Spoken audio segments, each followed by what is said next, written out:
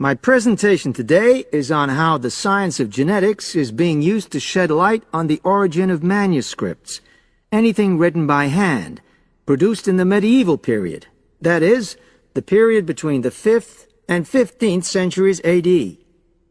As many of you know, thousands of medieval handwritten books still exist today. Some of them have a clear provenance, that is, we know exactly where and when they were written.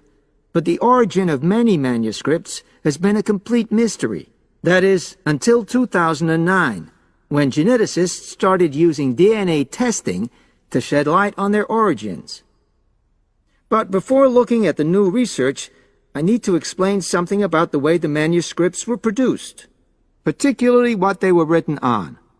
Virtually all were written on treated animal skins, and there were essentially two types. The first was parchment, which is made of sheepskin. It has the quality of being very white, but also being thin. It has a naturally greasy surface, which meant it was hard to erase writing from it. This made it much sought after for court documents in medieval times. The second type is vellum, which is calfskin. This was most often used for any very high-status documents, because it provided the best writing surface, so scribes could achieve lettering of high quality. So, once the animal hides had been chosen, they had to be prepared. Where the right materials were on hand, the skins were put into large barrels or vats of lime, where they were agitated or stirred frequently. But if lime wasn't available, then the hides were buried. Both these techniques were designed to cause the hair to slough off and the skins to become gelatinous and therefore more flexible. The next stage was to put the hides on stretcher frames and pull them very tight. While on the frame, they were scraped with a moon-shaped knife in order to create a uniform thickness. For parchment, that was the end of the process. But for vellum, there was an additional stage, where it was bleached in order to achieve the desired color.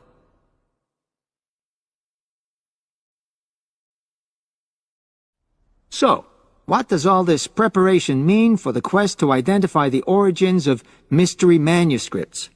Well, until recently, the only way historians and other academics were able to guess at origins was either through the analysis of the handwriting style or from the dialect in which the piece was written.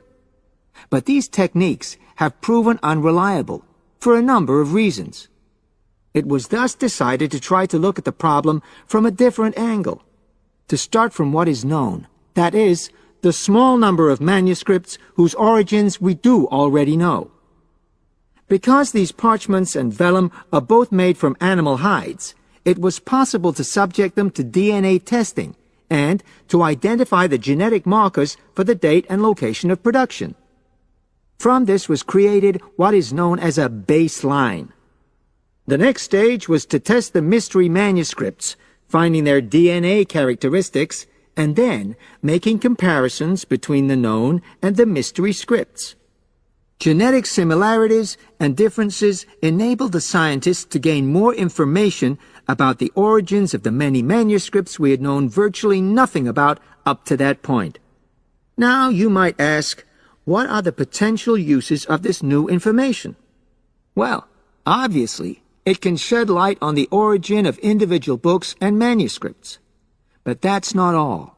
It can also shed light on the evolution of the whole of the manuscript production industry in medieval times.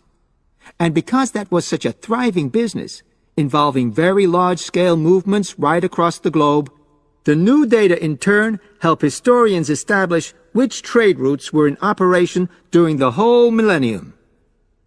Now, if anyone has any questions...